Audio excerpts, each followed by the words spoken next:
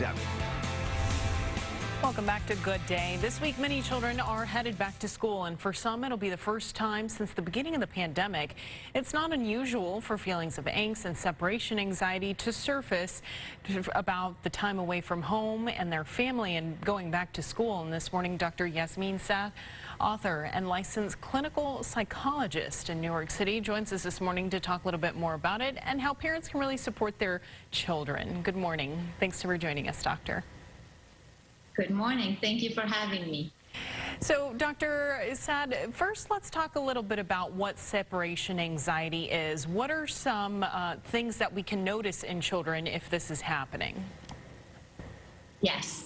So children usually exhibit, intense crying, sometimes clinging to the parents, and other times it's just going to be headache, nausea, physical symptoms.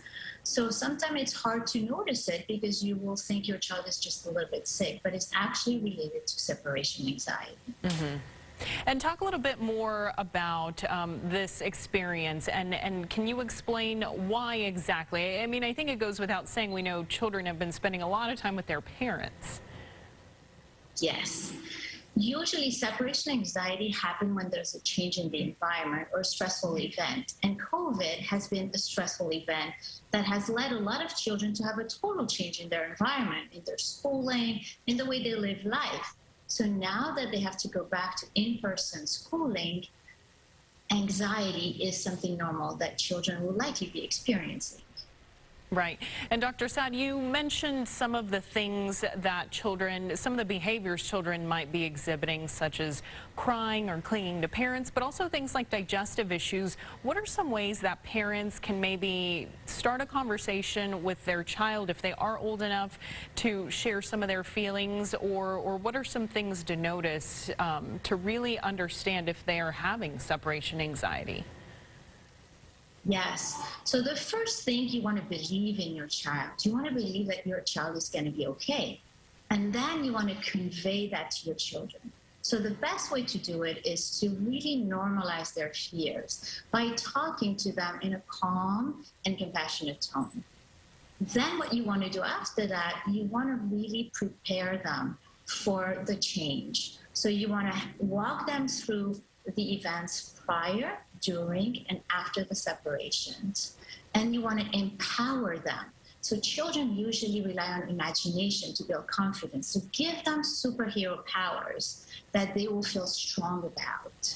Then practice separating. Start by introducing them to the school or the daycare or the new caretaker. Spend a few minutes away from them and gradually increase the time. And at the time of separation, just distract them. And when you reunite, encourage them to think about how great the reunion is and praise their effort and give them rewards. Yeah, those are some great tips. Now, Dr. Saad, undoubtedly, I too have friends that are experiencing this, but the adults are experiencing it as well.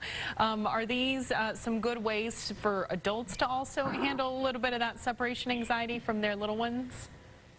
Absolutely. So for adults, what you want to do for yourself is you want to remember your child's strengths. They have unique abilities, and focus on that. Focus on their ability to easily ask for help, to be quick thinkers. Every child is different, so focus on that. Also focus that, every stress builds, personality and builds confidence. So your child has to practice this. Unfortunately, it's the way of life. Yes, exactly. It is the way of life. Well, we appreciate you joining us this morning to talk a little bit more about this phenomenon. Of course, good luck to all of the little ones and parents in this back to school. Thanks so much for joining us, Dr. Saad. Thank you for having me.